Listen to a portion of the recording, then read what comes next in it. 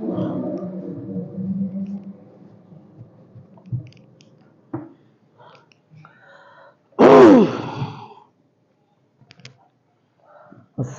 আলাইকুম ওয়া রাহমাতুল্লাহি ওয়া বারাকাতুহু।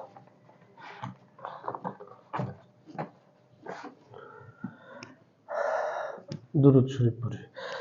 আল্লাহুম্মা সাল্লি আলা মুহাম্মাদিন ওয়া আলা আলি মুহাম্মাদ কামা সাল্লাইতা আলা ইব্রাহিম ওয়া আলা আলি ইব্রাহিম ইন্নাকা হামিদুম মাজিদ।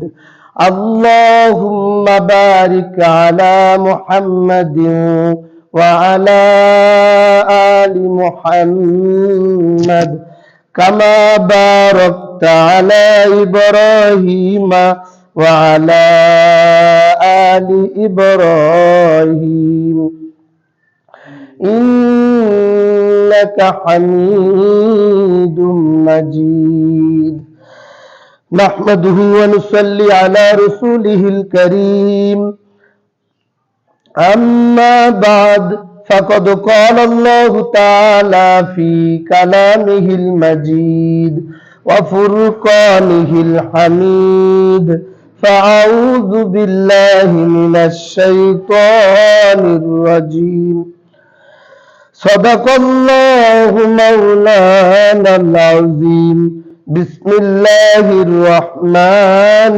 الرحيم إن الله لا يظلم مثقال ذرة وإن تك حسنة يضاعفها ويؤتي من لدنه أجرا عظيما صدق الله مولانا العظيم وقال النبي صلى الله عليه وسلم لا طاعة لمخلوق في معصية الخالق أو كما قال عليه الصلاة والسلام। আলহামদুলিল্লাহ, মহান আল্লাহ পাকের দরবারে লাখো কোটি শুকরিয়া যে আল্লাহ সুবহানাহু ওয়া তাআলা আমাকে আপনাকে পবিত্র জুমার দিন জুমার নামাজ আদায় করার উদ্দেশ্যে মসজিদে আসার এবং বসার, দিনই কিছু কথাবার্তা আলোচনা করার এবং শোনার তৌফিক আল্লাহ তাআলা দান করেছেন। এজন্য আমরা অন্তর থেকে শুকরিয়া আদায় করি, আলহামদুলিল্লাহ। গত সপ্তাহে আলোচনা চলতেছিল বালা মুসিবত দূর করার উপায়। বালা মুসিবত আসে আমাদের কাছে তিন কারণে। প্রথম কারণটাই চলতেছিল যে গুনাহের কারণে আমাদের কাছে কি আসে, বালা মুসিবত আসে। তো এই কথা আলোচনা চলতেছিল। এখানে বালা মুসিবত আসে সমাজের মধ্যে, তারপর দেশের মধ্যে, রাষ্ট্রের মধ্যে। সমাজের মধ্যে সর্বপ্রথম নারীদের কারণেই সর্বপ্রথম বেশিরভাগ গুনাহের কার মাধ্যমে কি আসে, সমাজের মধ্যে অশান্তি আসে। নারীদের দ্বারাই কি বেশি গুনাহ সংগঠিত হয়। যে আয়াতে কারিমা তেলাওয়াত করেছে, এখানে আয়াতে আল্লাহ তাআলা বলছিলেন, ওই আয়াত তো গত জুমাও তেলাওয়াত করেছিলাম, আল্লাহ তাআলা কারো উপরে কি করেন না, অনুপরিমাণও জুলুম করেন না। আর কেউ যদি নেক আমল করে ওয়াইনতাকু হাসানাতাই ইউদাইফুহা, এদের আরো দ্বিগুণ আল্লাহ তাআলা বাড়ায় দেন। ওয়ায়ুতু মিন লাদুনহু আজরান আযীমা, আল্লাহ তাআলা চাইলে এর চাইতে আরো কি হয়, বহু গুণে আল্লাহ তাআলা কি করে দেন, আরো বাড়ায় দেন। কিন্তু আল্লাহ তাআলা কারো উপরে কি করেন না, জুলুম করেন না। কিন্তু সমাজের মধ্যে যে সমস্ত বিশৃঙ্খলা, অশান্তি, বালা মুসিবত বলে, এই সমস্ত বেশিরভাগ কারণ হলো নারীদের কারণেই হয়। আর নারীদের দ্বারাই গুনাহের কাজ বেশি সংগঠিত হয়। মুহতারাম হাজরিন, আজকে আমাদের বর্তমান সমাজে এমন একটা পরিস্থিতি হয়েছে, বিবাহ হয়ে গেছে কঠিন। বিবাহ কি হয়ে গেছে, কঠিন। জিনা হয়ে গেছে সহজ। জিনার কাজ সহজ হয়ে, হুজুর কেমনে কইলেন? দেখেন, একটা মেয়ের 18 বছর না হলে বিয়ে দেওয়া যায় না। 18 বছর না হলে বিয়ে দেওয়া যায় না, সরকারে পুলিশে এসে ধরে নিয়ে যায়। কিন্তু মেয়েটা কিন্তু আরো আগেই বালেগ হয়ে গেছে। 17 বছর বয়সেও যদি একটা ভালো উপযুক্ত পাত্র পাওয়া যায়, কিন্তু সরকারি আইনে আপনি কি বিয়ে দিতে পারতেছেন না। বিবাহের ক্ষেত্রে কি আছে বলেন, আইন আছে। কিন্তু দেশের অসংখ্য নারী যারা কি করতেছে, জিনা, ব্যভিচার, পাপাচারে লিপ্ত, এর বিরুদ্ধে কোনো আইন নাই। আছে বলেন? এই গুনাহের কাজের জন্য কোনো আইন নাই। অথচ বিবাহ একটা নেক কাজ, এর দ্বারা কি হবে, নেকি হবে, এর দ্বারা আল্লাহ তাআলা খুশি হবে, শয়তান নারাজ হবে। এইটার মধ্যে কি আছে? আইন আছে। তাহলে কি সমাজের মধ্যে বিবাহটা কঠিন করে ফেলাইছে, নাম দিছে মুসলিম পারিবারিক আইন। মুসলিমের নাম দিয়া কি করছে? ধোঁকা দিতেছে মুসলমানদেরকে। আসলে কি মুসলিম পারিবারিক আইন করছে? এটা কোরআন হাদিস বিরুদ্ধ আইন করছে, ঠিক না? কোরআনে পুরুষদের জন্য বিবাহ কঠিন করে ফেলেছে, মেয়েদের তো উপযুক্ত পাত্র পাইলেও বয়স মতো না হইলে দিতে পারে না। হ্যাঁ, তাহলে এদের জন্য কি হয়ে গেছে? মেয়েদের যে বিয়ে দেওয়া কঠিন, ছেলেরা যে আরেকটা বিবাহ করবে এর জন্য কোরআনে যে 4টে বিবাহ করে নিতেছে, কিন্তু এর জন্য কি পুরুষরাও আরেকটা বিবাহ করতে পারতেছে না সরকারি আইনের কারণে। কিন্তু এটা কি করছে? বিবাহরে কঠিন করে ফেলাইছে আর জিনার কাজকে সহজ করে দিছে। যার কারণে বিবাহ যখন সমাজে কঠিন হয়ে যায়, জিনার কাজ তখন সহজ হয়ে যায়। আমরাই আমাদের সমাজে কি করেছি? বিবাহকে কঠিন করে ফেলেছি আর জিনার কাজকে সহজ করে দিছি। যেই সমাজে বিবাহ কি হয়? সহজ হয়, ওই সমাজে জিনা করা কঠিন হয়ে যায়। মানুষ যখন মনে করেন একটার অধিক দ্বিতীয় বিবাহ করার যার সামর্থ্য আছে, সেও তো বিবাহ করতেছে না, আইনের কাছে ঠেকা, মানুষের তারে খারাপ করবো। কিন্তু এই যে নাকি এই দ্বিতীয় বিবাহের একের অধিক বিবাহের যে খারাপ মনে করবে, তার ইমান থাকবে না, নাউজুবিল্লাহ। আজকে আমরা ইমানের উপরে আঘাত আনতেছে। আসলে মানুষ সামর্থ্য থাকা সত্ত্বেও কিছু মানুষ কি বিবাহ করতেছে না। তাহলে বিবাহ সহজ হওয়ার দরকার ছিল। যদি আজকে আমাদের সমাজে বিবাহটা সহজ হইতো, তাহলে জিনা একেবারে বন্ধ হয়ে যেত, ঠিক না? বিবাহ সহজ না হওয়ার কারণেই আজকে আমাদের সমাজে অহরহ জিনার কাজ চলতেছে, জিনা, ব্যভিচার। আর এর কারণেই সমাজের মধ্যে অশান্তি, বিশৃঙ্খলা কি হইতেছে? সৃষ্টি হইতেছে। মুহতারাম হাজরিন, এগুলো প্রতিকারের উপায় কি? প্রতিকারের উপায় আমরা মনে করি যে আমরা সমাজে এত বালা মুসিবত কেন? বলে আমরা তো খুঁজি কি লিগা? খালি এটাকে দূর করবার চাই, বালা মুসিবত দূর করবার চাই। বালা মুসিবত যে কেন আইছে এটার কারণটা তালাশ করি না, খালি বালা মুসিবত ঠেলতেছি দূর করবার লেগে। কোনদিন সম্ভব না। ওই কুয়ার মধ্যে মরা বিড়াল রেখা পানি যতই ফেলাই, কুয়ার পানি যেমন নাবাক হবে না। সমাজের থেকে গুনার কাজ দূর না করে, তওবা না করে আমি যতই গুনারে মানে মুসিবত রে ঠেলি, আমার মুসিবত কি হবে না বলেন? দূর হবে না। মুসিবত দূর করার জন্য উপায় হলো যে মনে করেন সরকারি যারা চাকরি করে, এখন যদি সরকার একটা দেশে আইন করে দেয় যে আমার তো তোমরা যখন পেশাব পায়খানা করবার যাও আমার কাজের ক্ষতি হয়, দিনের বেলায় তোমরা পেশাব পায়খানা করবা না, সরকার যদি আইন করে দিল যে দেয় এটা যে দিনের বেলা পেশাব পায়খানা করবেন না, এই পেশাব পায়খানার যত জরুরত আছে রাতের বেলা সারবেন। এখন বলেন এই আইন দেখি কেউ মানব দেশে?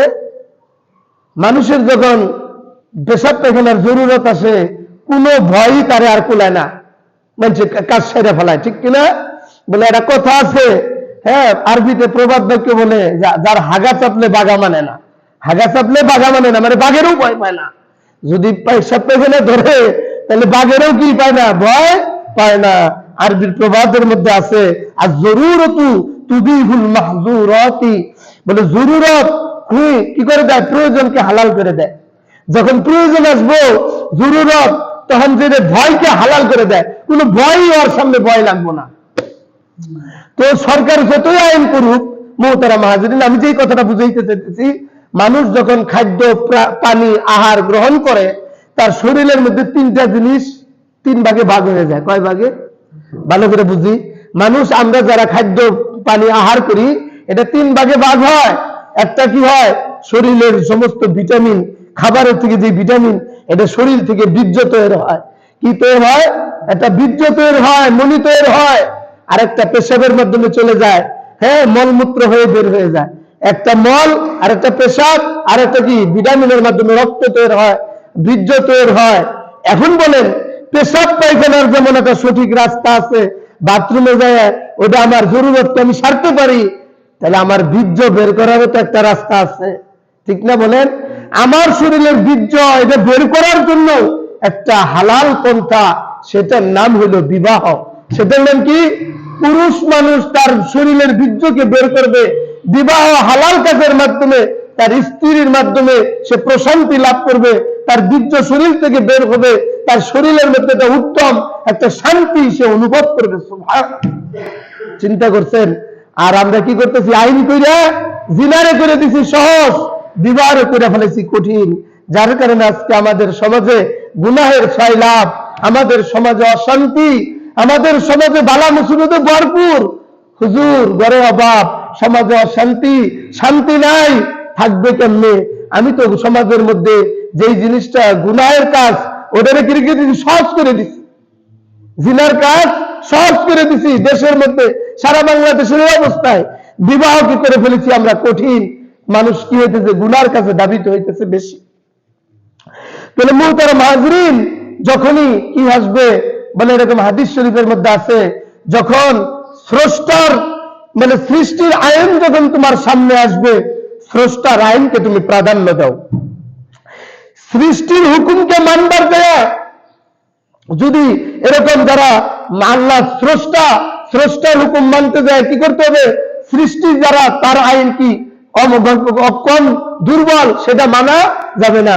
যদি আপনি সেটা করতে পারেন, হাদিস শরীফে আল্লাহর হাবিব সাল্লাল্লাহু আলাইহি ওয়াসাল্লাম বলেন, ক্বালান নবী সাল্লাল্লাহু আলাইহি ওয়াসাল্লাম লা তাআতা লিমাখলুকিন, কি করবে না? তোমরা স্রষ্টার অবাধ্য হয়ে না, ফি মাসিয়াতিল খালিকি, মানে আল্লাহর অবাধ্য হয়ে না মাখলুকের এই সৃষ্টির আনুগত্য করতে যায়। মানে আল্লাহর আইনকে তুমি মানো, যেটা যারা মাখলুক সৃষ্টির আইনকে মানা যাবে না। যদি সৃষ্টির আইন স্রষ্টার আইনের কি হয়, মুখালেফ হয়, বিরুদ্ধে যায়, তাহলে কি হবে না? সৃষ্টির হুকুম, সৃষ্টির আইন মানা যাবে না। কার হুকুম মানতে হবে? আল্লাহর হুকুম মানাকে প্রাধান্য দিতে হবে। যদি আল্লাহ পাকের হুকুমকে আমি মানতে প্রাধান্য দিতে পারি, তাহলে কি হবে? আমি সফল কাম হব, আমি সাকসেস হব। আল্লাহর হুকুম বরং সরকারের হুকুম, আল্লাহর হুকুমকে যদি আপনি প্রাধান্য দিতে পারেন, সরকারের হুকুম যদি আল্লাহর হুকুমের বিরুদ্ধে যায়, আপনি তখন সেটা মানবেন না। আর আল্লাহর হুকুম, সরকারের হুকুম যদি আল্লাহর হুকুমের মুআফিক হয়ে যায়, তাহলে আপনি সেটাকে কি করবেন? মানবেন। আর যদি সরকারের হুকুম আল্লাহর হুকুমের বিপক্ষে যায়, বিরুদ্ধে যায়, তখন আপনি সেটাকে মানবেন না। আল্লাহর হুকুমকে আপনি প্রাধান্য দিবেন, তাহলে আপনি সফল কাম হবেন।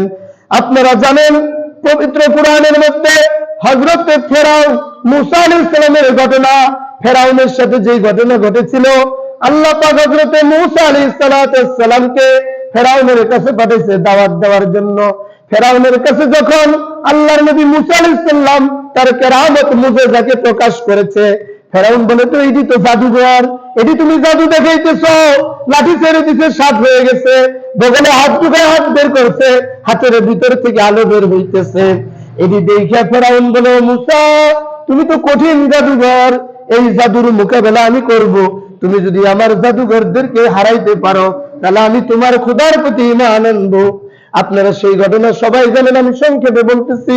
হযরত মূসা আলাইহিস সালামের সাথে যখন ফেরাউনের জাদুঘরেরা প্রতিযোগিতায় হেরে গেল, তখন ফেরাউন জাদুঘরদেরকে বলল, আমি তোমাদেরকে শুলিতে চড়াবো, আমার খায়া আমার বইরা তোমরা মূসার খোদার উপরে ঈমান আনলা, আমার অবাধ্যতা করলা। তখন এই জাদুঘরেরা বলে, কি বলতেছে? ও ফেরাউন, তুমি শুনে রাখো, আমরা যদি আল্লাহর হুকুমের অবাধ্য হই, মারা যাওয়ার সাথে সাথে আমাদের জন্য জাহান্নামের শাস্তি অপেক্ষা করতেছে। আর আমরা যদি তোমার এই শাস্তিকে বরণ করে নেই, বড় জোর সামান্য 1 সেকেন্ড 1 মিনিট রুহটা বের হয়ে গেলেই শেষ, দুনিয়ার সামান্য কষ্ট শেষ হয়ে যাবে, আমরা তো শহীদ হয়ে যাব, আল্লাহ পাক আমাদেরকে জান্নাত দান করবে। সুবহানাল্লাহ। কি করছে? ফেরাউনের জাদুঘরেরা আল্লাহর হুকুমকে প্রাধান্য দিছে, ফেরাউনের হুকুমকে কি করে নাই? মানে নাই। বলে এই জাদুঘরেরা কি হয়েছে বলেন? সফল কাম হয়েছে, সাকসেস হয়েছে, আল্লাহ তাআলা তাদেরকে জান্নাত দান করছে, ঠিক কিনা? পবিত্র কোরআনের সূরা শুআরার 50 নম্বর আয়াতে আল্লাহ রাব্বুল আলামিন বলেন, বিসমিল্লাহির রহমানির রহিম, ক্বালু লা দাইরা ইন্না ইলা রাব্বিনা মুনকালিবুন। ফেরাউনের জাদুঘরেরা বলতেছে, আমাদের কোনো অসুবিধা নেই, লা দাইরা ইন্না ইলা রাব্বিনা মুনকালিবুন, নিশ্চয় আমরা আমাদের রবের নিকট ফিরত যাব, ঠিক কিনা? আমরা সবাই কার কাছে যাব? আমাদের আল্লাহর কাছে ফিরত যেতে হবে। বলে, তুমি আমাদেরকে ফাঁসিতে যাও, হাত কাটো, পাও কাটো, আমাদের কোনো অসুবিধা নাই। আমরা কার কাছে ফিরত যাব? আমাদের মাওলা, আমাদের ইলাহ, আমাদের সৃষ্টিকর্তা, আমাদের রবের কাছে আমরা ফিরত যাব। তারা বলতেছে ফেরাউনের জাদুঘরেরা মুসা আলাইহিস সালামের জাদুর কাছে তারা হেরে গেল। মুহতারাম হাজিরিন, সমাজের মধ্যে যখন দেশের মধ্যে রাষ্ট্রীয়ভাবে গুনার কাজ করা হয়, পুরা রাষ্ট্রের কারণে পুরা দেশের মধ্যে এরকম ভাবে বালা মুসিবত নেমে আসে, এই দেশের মধ্যে বালা মুসিবত নেমে আসার কারণে দেশের জনগণের কষ্ট হয়, দেশের সরকারেরও কষ্ট হয়, কিন্তু সেটা বুঝে না। কিন্তু দেশের সরকারও পেরেশানির মধ্যে পড়ে যায়। যখন কোনো গুনাহ রাষ্ট্রীয়ভাবে করা হয়, জনগণকে রাষ্ট্রীয়ভাবে উৎসাহিত করা হয়, এই গুনাহ থেকে যখন রাষ্ট্রীয়ভাবে তওবা করা না হয়, সরকার যখন এই গুনাহকে আইনকে বাতিল না করে তওবা না করবে, ততক্ষণ পর্যন্ত দেশের মধ্যে শান্তি নেমে আসবে না, আল্লাহর রহমতের ফয়সালা হবে না। যখন সরকার এই গুনার আইনকে বাতিল করে তওবা করবে এবং কি করবে, তওবা করে গুনাহ থেকে ফেরত আসবে, আল্লাহ পাকের শান্তি, রহমত, বরকতের ফয়সালা করবেন। দেশের মধ্যে বালা মুসিবত থাকবে না, অশান্তি থাকবে না, পেরেশানি থাকবে না। বন্যা, জলচাষ, খরা বৃষ্টি, অনাবৃষ্টি এগুলি কেন হয়? বলে আমাদের দেশের মধ্যে এরকম কুরআন হাদিস বিরুদ্ধ আইনকে পাশ করা হয়েছে, যার কারণে আল্লাহ পাকের প্রতিশোধ আল্লাহ পাক কি করেন, আযাব আর গজব, বালা মুসিবত দিয়া এগুলি প্রতিকার করতেছেন, যাতে করে আমার বান্দারা বুঝে আমার দিকে ফিরত আসে।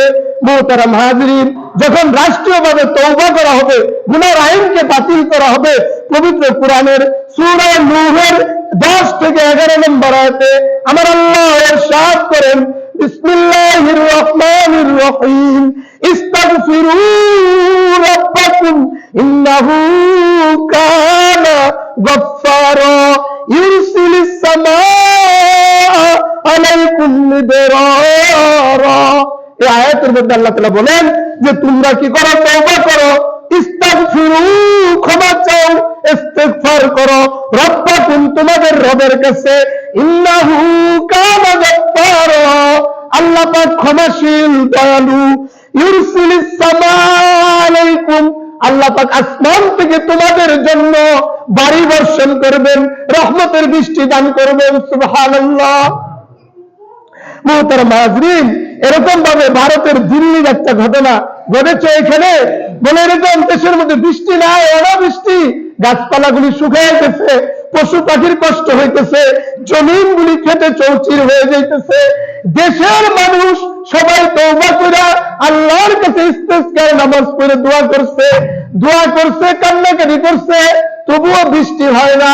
উলামায়ে কেরাম বুঝতে পারলেন আমাদের তওবা কবুল হয় নাই, এখনো দেশের মধ্যে গুনার কাজ চলতেছে। গুনাহের কাজ বন্ধ না হওয়া পর্যন্ত আল্লাহ পাকের রহমতের ফয়সালা হবে না। ওই দেশের মধ্যে পতিতালয় ছিল, মহিলাদের কাছে খবর পৌঁছে গেছে যে আমাদের গুনাহের কারণে দেশের মধ্যে বৃষ্টি হইতেছে না, আমরা যে জিনা, ব্যভিচার, অন্যায়, অবিচার করতেছি, এই গুনাহের কারণে আল্লাহ পাক বৃষ্টি বন্ধ করে দিছে। বলে এই পতিতালয়ের নারীরা ওই দেশের বিশিষ্ট ব্যক্তিবর্গদেরকে খবর জানাইছে যে আমরা তওবা করে ভালো হয়ে যাব, এই জিনা ব্যভিচারের কাজ আমরা করব না, আমরা সমাজে বিবাহ বন্ধনে আবদ্ধ হয়ে পর্দার মধ্যে থেকে আল্লাহর হুকুমকে মানব। দেশের যারা স্থানীয় পর্যায়ের ছিল সকলে তাদেরকে বিবাহের ব্যবস্থা করলো, সমস্ত ওই পতিতালয়ের নারীদেরকে বলে মাঠের মধ্যে পর্দার ব্যবস্থা করলো। পর্দার ব্যবস্থা করার পরে সকলে ওযু গোসল করে নামাজের মাঠের মধ্যে নামাজ পড়ার জন্য হাজির হয়ে গেল।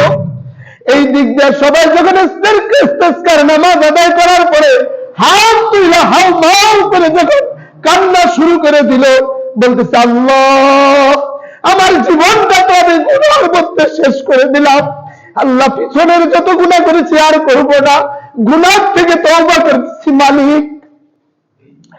সমস্ত মহিলারা যখন এইভাবে কান্নাকাটি করতে লাগলো, আল্লাহর কাছে তওবা কবুল হয়ে গেল।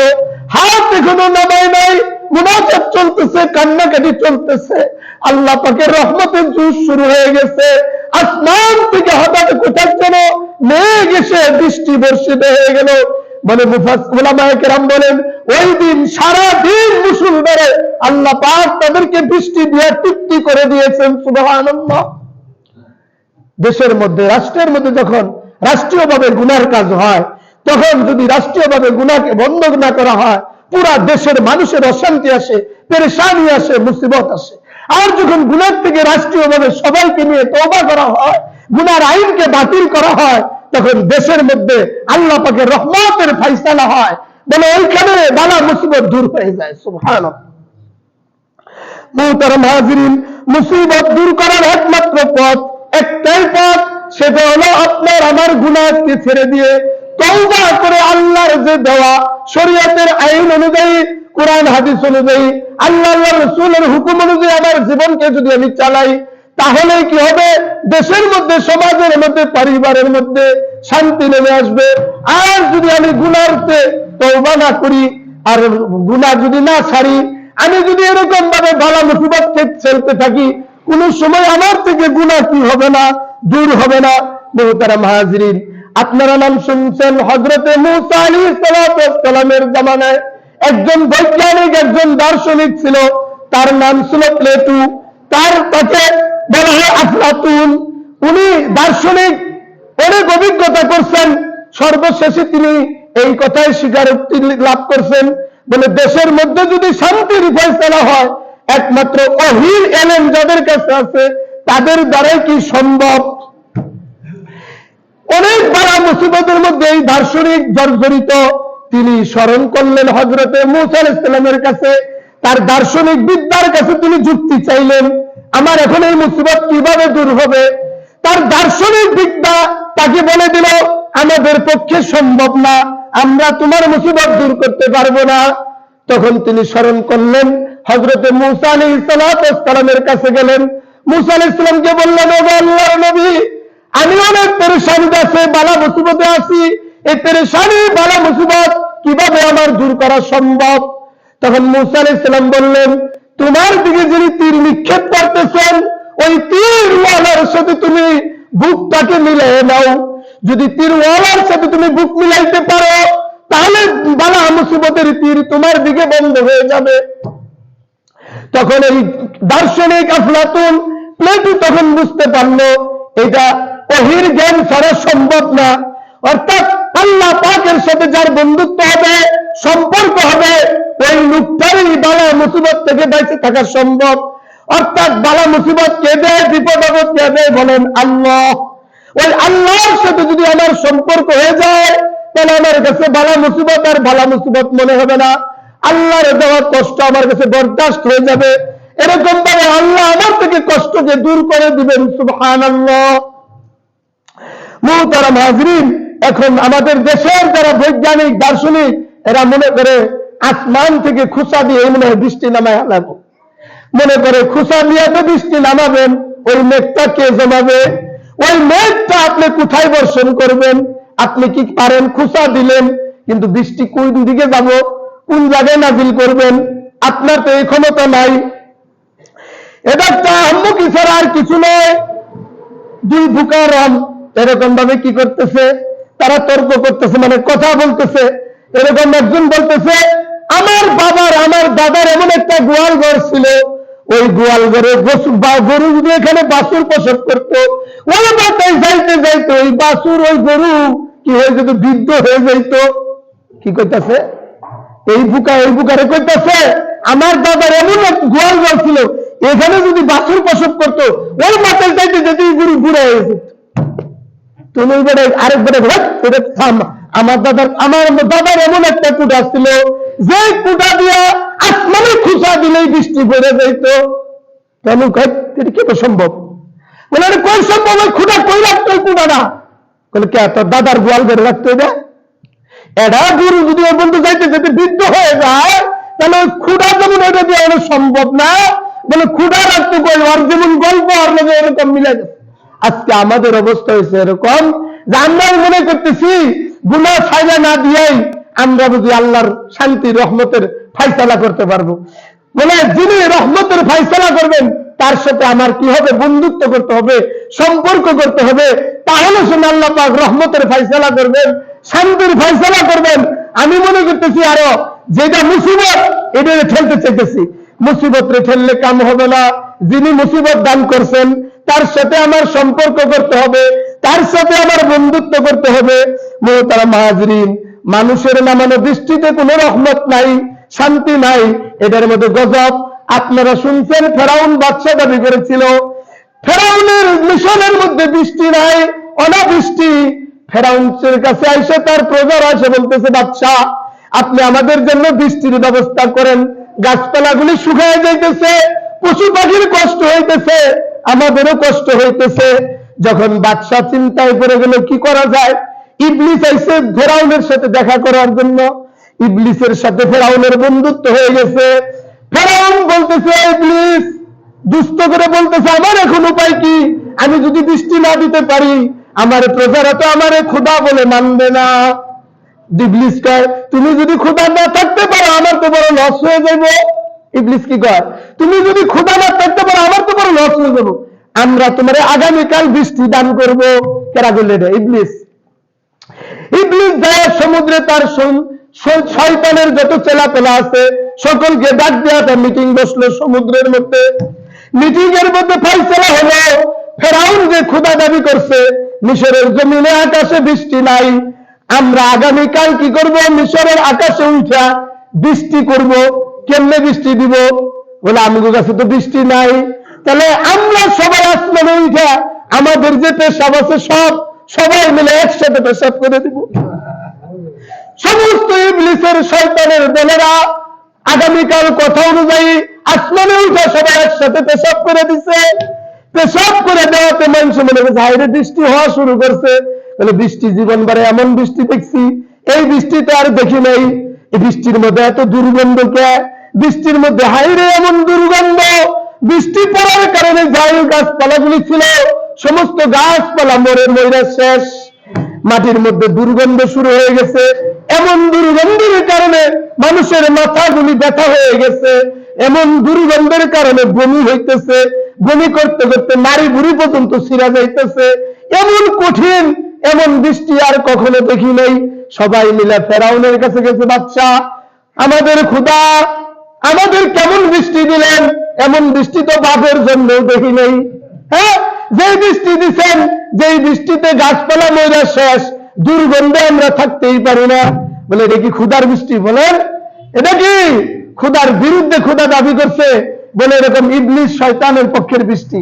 এই বৃষ্টিতে কি রহমত আছে? বলেন এই বৃষ্টিতে রহমতের পরিবর্তে গজব আইছে। কি আছে? বলেন গজব আইছে। বলে এরকম আল্লাহর দেওয়া বৃষ্টির মধ্যে কি আছে? বলেন শান্তি, রহমতের ফয়সালা আছে। মুহতারাম হাজরিন, রাষ্ট্রীয়ভাবে যখন কোনো গুনাহ করা হয়, ফেরাউন কি রাষ্ট্রীয়ভাবে গুনাহ করছে? ঠিক না? যখন এইভাবে তওবা না করা হবে রাষ্ট্রীয়ভাবে, তখন দেশের মধ্যে শান্তির ফয়সালা হবে না, রহমতের ফয়সালা হবে না। বলে কোরআন হাদিসের বিরুদ্ধে যত আইন আছে এগুলি যদি রাষ্ট্রীয়ভাবে বাতিল করে আল্লাহর কাছে তওবা করে ফয়সালা করে, তাহলে শুনে আল্লাহ পাক দেশের মধ্যে রহমতের ফয়সালা করবেন, বরকতের ফয়সালা করবেন, আল্লাহ তাআলা রহমতের বৃষ্টি নাজিল করবেন। মুহতারাম হাজরিন, এরকম ভাবে আমি আপনি যতই এরকমই করি, কিন্তু আল্লাহ পাকের কোরআনের দেওয়া বিধান যদি দেশের মধ্যে কায়েম হয়, কোরআন হাদিস অনুযায়ী মানুষ যখন চলতে থাকবে, আল্লাহ পাকের রহমতের কি হবে? বলেন ফয়সালা হবে। পবিত্র কোরআনের মধ্যে আল্লাহ তাআলা বলেন, বিসমিল্লাহির রহমানির রহিম, ওয়ালাউ আন্নাহুম আকামুত তাওরাতা ওয়াল ইনজিল, যদি তাদের নিকটে আকামুত তাওরাতা, তাওরাত ওয়াল ইনজিল এবং ইনজিল ওয়া মা উনজিলা ইলাইহিম, তাদের নিকট যা নাযিল হয়েছে আল কোরআন, একে তারা প্রতিষ্ঠিত করে সমাজে, মির রাব্বিহিম লাকালু মিন ফাওকিহিম ওয়া মিন তাহতি আরজুলিহিম। আল্লাহ তাআলা বলেন যে যখন আমার বান্দারা আমার হুকুমকে পুরা করবে, কোরআন হাদিসের বিরুদ্ধে আইন না করবে, তখন আল্লাহ পাকের পক্ষ থেকে উপর থেকেও বরকত নাজিল করবে, নিচের থেকেও বরকত প্রকাশ করবে। বলেন আমাদের দেশে সম্পদের অভাব আছে? অভাব নাই, অথচ আমরা নিজেদের সম্পদ আমরা বুক করে খাইতে পারতেছি না। আমাদের দেশে গ্যাস আছে, আমাদের দেশে পেট্রোল আছে, তামার খনি আছে, স্বর্ণের খনি আছে, কিন্তু আমরা তুইলে কি করতে পারি না? খাইতে পারতেছি না। কারণ কি? বলে আমরা গুনাহের মধ্যে জর্জরিত। আমরা যখন আল্লাহর হুকুমকে প্রাধান্য দিব, কোরআন হাদিস অনুযায়ী আমাদের জীবনকে চালাইবো, তখন আল্লাহ পাক এই জমিন থেকে বরকতকে প্রকাশ করবেন, আসমান থেকে রহমত নাজিল করবেন, দেশের মধ্যে শান্তির ফয়সালা হয়ে যাবে। সুবহানাল্লাহ। আজকে দেশীয় রাষ্ট্রীয় ভাবেই গুনাহ হইতেছে, তাহলে দেশের মধ্যে কিভাবে শান্তি আসবে বলেন? এরকম হয়ে গেছে যে আজকে আমাদের দেশে হাতের নাগালে সম্পদ থাকা সত্ত্বেও আমাদের সম্পদ আমরা ভোগ করতে পারতেছি না। ঢাকার শহরের একটা মিষ্টির দোকান আছে, নাম কি আলাউদ্দিনের মিষ্টির দোকান। এটা খুব নাম করা মিষ্টির দোকান। বলে এই মিষ্টির দোকানের শ্রমিকেরা অনেক মিষ্টি মাথায় বহন করে নিয়ে কি করতেছে, অন্য অন্য দোকানে সাপ্লাই দিতেছে, কিন্তু আর মাথার কাছেই উপরে মিষ্টি, কিন্তু বেচারা একটা মিষ্টি অন্তরে নিয়ে খাইয়া টেস্ট করে খাইতে পারে না, পারে? আমাদের অবস্থা আজকে তাই হয়েছে। আমরা অনেক সম্পদ নিয়ে চলাফেরা করতেছি, কিন্তু আমরা আমাদের সম্পদ ভোগ করতে পারতেছি না। কারণটা কি? বলে আমরা তো আল্লাহর হুকুম মানতেছি না, নবীর তরিকা অনুযায়ী চলতেছি না, গুনাহের মধ্যে আমরা নিমজ্জিত আছি, চলতে ফিরতে উঠা উঠতে বসতে আমরা গুনাহের মধ্যে লিপ্ত, যার কারণে আমাদের উপরে আল্লাহ পাকের পক্ষ থেকে জমিন থেকেও বরকত প্রকাশ হইতেছে না, আসমান থেকেও আল্লাহ তাআলা রহমতের ফয়সালা করতেছেন না। যদি আমরা আল্লাহর হুকুম মানতাম, তাহলে এগুলি সব আল্লাহ তাআলা আমাদের কি করে দিতেন? প্রকাশ করে দিতেন। শরীয়তের বিরুদ্ধে আইন করা আনলে, বলে এরকম ভাবে যখন শরীয়তের বিরুদ্ধের আইন যখন বাতিল করে রাষ্ট্রীয়ভাবে যখন তওবা করা হবে, আর দেশের মধ্যে যখন নামাজকে প্রাধান্য দেওয়া হবে, ইউনিয়ন ভিত্তিক যদি বলে দেওয়া হয় যে এক একটা প্রত্যেক বাড়ি বাড়ি একটা নামাজের চাঁদ পাঠানো হোক, সবাই 5 ওয়াক্ত নামাজ পড়বে, যে ব্যক্তি 5 ওয়াক্ত নামাজ পড়বে তাকে চাকরি দেওয়া হবে, তাকে প্রমোশন দেওয়া হবে, তাহলে দেশের মানুষ কি বেনামাজি থাকতে পারে বলেন? সবাই নামাজি হয়ে যেত। যেখানে শতকরা 100% বা 80% মানুষ যখন নামাজি হয়ে যেত, তখন অটোমেটিকলি দেশের মধ্যে শান্তির ফয়সালা হয়ে যেত। তখন মানুষের চুল লুচ্চা বদমাশ এগুলি থাকতো না, অনেক ভালো হয়ে যেত। কিন্তু রাষ্ট্রীয়ভাবেই তো আমাদের দেশে নামাজ না পড়লে কোনো আইন আছে বলেন? কোনো আইন নাই, কোনো পদক্ষেপ নাই। আরো গুনার কাজকে সহজ করে দিতে, যে যত গুনার কাজ করা হাও, গুনার কাজের আইন নাই, কিন্তু নেক কাজ করবেন, ভালো কাজ করবেন, তখন ওই কাজে আইন আছে, বাধা দেয়, ঠিক কিনা বলেন? ওয়াজ করবেন, মাহফিল করবেন, তখন আগে কি লাগছে? অনুমতি লাগছে না, এখন সেনিটারিং লাগে না। তাহলে ভাই গুনার কাজ করতে তখন অনুমতি লাগে নাই, আইন লাগে নাই। আপনি নেক কাজ করবেন, ভালো কাজ করবেন, ওদের জন্য সরকারের কাছ থেকে পারমিশন লাগতো, অনুমতি নেওয়ার লাগবে, নেতা খেতার তেলে। আপনি এরকম ভাবে এমন একটা পরিস্থিতি দাঁড়িয়ে গেছে, আপনি সারা জীবন কি করলেন? আপনার স্ত্রীরে খাওয়াইলেন, পড়াইলেন, স্ত্রী কি করে? আপনাকে তালাক দিয়ে চলে যায়। এটা হচ্ছে আর জুলুম আর হইতে পারে না। আপনি খাওয়া পড়া ভরণ পোষণ দিয়ে একটা নারীকে লালন পালন করলেন, আর তার সুবিধা মতো আপনার তালাক দিয়ে চলে গেল, এটা পুরুষ নির্যাতন হইল না বলেন? সমাজের মধ্যে পুরুষ নির্যাতন হইতেছে, এটার পক্ষে কোনো আইন নাই। নারীরা জুলুম করতেছে যে পুরুষের উপরে, এটা কোনো আইন নাই। ওরা ইচ্ছা মতো তালাক দিয়ে চলে যাব। আপনি যখন তালাক দিবার যাবেন, তখন বিভিন্ন বাধা বিপত্তি হয়, ঠিক কিনা? আবার যখন আপনি বিবাহ করতে যাবেন, এটার পক্ষে অনেক আইন, একটা ছুঁয়ে আরেকটা বিয়ে করেন যাবো না, অথচ কোরআন বলছে একের অধিক বিবাহ করো তুমি সামর্থ্য থাকলে, কিন্তু এটার বিরুদ্ধে আইন। তাহলে দেশের মধ্যে কোরআন হাদিসের বিরুদ্ধে যদি আইন থাকে, সম্পদ বন্টনের যে ক্ষেত্রে, এটার মধ্যেও কোরআন হাদিসের বিপরীত আইন। ছেলেদেরকে ইসলাম দিচ্ছে বেশি ডাবল, কিন্তু এটা কি সব জায়গায় মানে না, এটা বলো সমান অধিকার চায়। আল্লাহ তাআলা দিচ্ছে বেশি, আর এরা দিচ্ছে সমান অধিকার, কিন্তু ওরা সমান অধিকার না নিয়েও আল্লাহ তাআলা তাদেরকে যে বেশি দিচ্ছে, এটা তারা বুঝতেছে না। চিন্তা করে দেখেন, একটা মেয়ে যখন বাপের বাড়িতে থাকে, বাপের বাড়িতেও অংশী পায়, ঠিক কিনা? আবার যখন স্বামীর বাড়িতে বিবাহ দেয়, স্বামী তার লালন পালন পোষণ করে, স্বামীর থেকে আবার দেনমোহর পায়, ওর কোনো খরচা আছে? বরণ পোষণ কে করছে? স্বামী করছে। বাপের বাড়িতে থাকছে, বরণ পোষণ কে করছে? বাপেই করছে। বাপ যদি মারা যায়, ভাইয়ের উপরে জিম্মাদারি আসে, তাহলে মেয়ের কোনো খরচের খাত নাই, যা আছে খালি কি জমা খাত। তাহলে ওর সিঙ্গেল পায়েও যেন কি সে বলে ডাবল। আর পুরুষ মানুষ জীবন দেয় তার খাটতে খাটতেই শেষ, বলে ডাবল পায়েও সমস্ত তার খরচেরই খাত। চিন্তা করে দেখেন, স্ত্রীরে খাওয়াই দিব, বিবি বাল বাচ্চারে খাওয়াই দিব, মা বাবারে খাওয়াই দিব, বাড়িতে যত মেহমান আসবে তারই সব করতে হবে, ঠিক কিনা? তাহলে ডাবল দিয়েও তার কি সমান হইল ভাই?